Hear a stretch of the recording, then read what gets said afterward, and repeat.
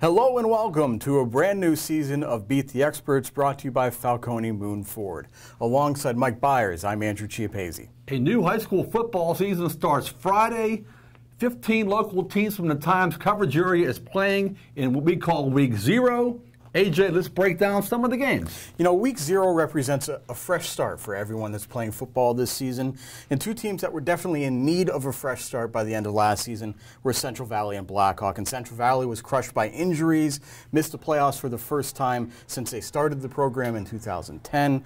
Now the Warriors will have all new starters throughout the lineup, just a couple of returning starters from last year, and they're motivated to get back to the postseason. Blackhawk, meanwhile, has a new coach in Zach Hayward. Former Cougars quarterback is back at his alma mater, has brought energy and passion to that team.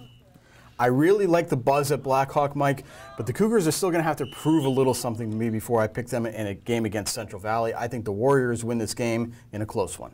You know what, AJ? I agree with you about the buzz at Blackhawk.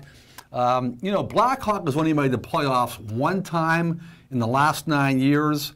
Back in 2008 was the last time Blackhawk played in the WPIAL championship game. The quarterback for that team was Zach Hayward, who's the coach right now. I'm hearing a lot of good things of Blackhawk. I agree with you that right now Central Valley is the more established program. I'm picking them out upset at the Sarge Albert Stadium Friday night. I think Blackhawk wins the first game of the Zach Hayward era. Starting things off right with an upset pick. I like it, Mike. You know, another game Friday night for the third straight year, Freedom and Hopewell will play a Week 0 game against each other. And last year, the two ended up following a similar pattern. Freedom started last year 4-1. Hopewell was 3-1. But Freedom lost 4 of its last 5, and the Vikings also lost 4 of their last 5. Might this be the year that those teams find a way to have some sustained success? We'll see. I know for Freedom, at least, it's time for them to really show something, because Zach Rosa, Cody Ross, Noah Henderson, Jake Pale, all of those guys are multiple-year starters, and they're all seniors now. So maybe this will be the year that Freedom turns the corner. I think that experience gets Freedom the win Friday night. Yeah, I think Freedom will be a playoff team in that Midwestern Conference. I really do.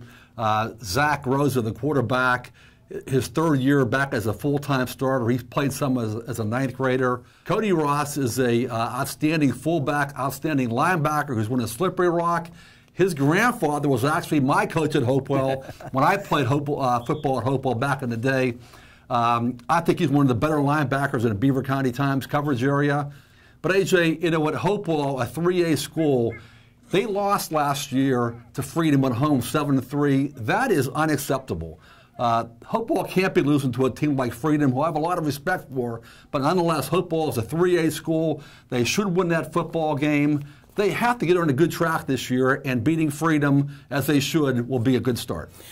Finally, Elwood City is no longer in Class 3A, but the Wolverines opted to continue playing one of their former conference opponents. Beaver Falls will host Elwood City Friday night in a game that likely will look a little bit different than last year's contest, if only because a lot of the players are going to be a little bit older.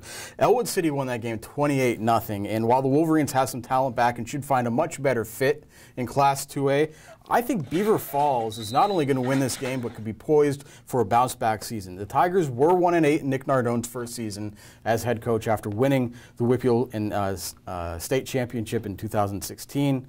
They're older, stronger, faster. I really think the Tigers are not only going to have a winning season, but be a playoff team this year.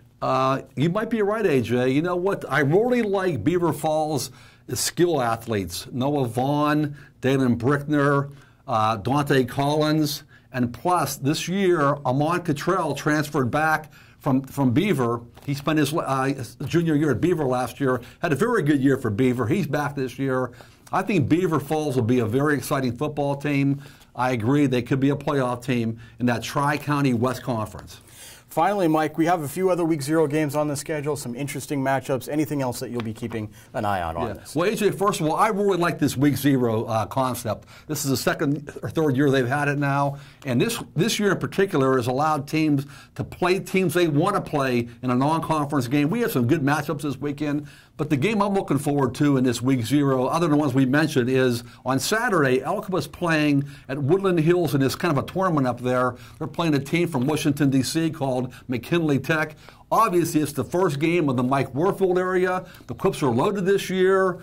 They may not even lose a game this year, but it all starts on Saturday afternoon against a team we know nothing about. So that could be a game of interest. Very exciting to see the start of the Mike Warfield era, and I'm also going to keep an eye on Rochester hosting New Brighton. The Rams look like they have a bunch of pieces that are going to be able to help replace Malik Strozer and Caleb Collins, who were stars for them last year. So see how the Rams get started against New Brighton.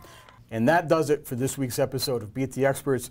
Make sure you check out our Game On training camp videos that are running all throughout the week to get yourself ready for the start of the season. And join us next week, next Wednesday and Thursday, for the next editions of our Game On feature video show. So for Mike Bires, I'm Andrew Chiappazzi. That does it for now. We'll see you again soon.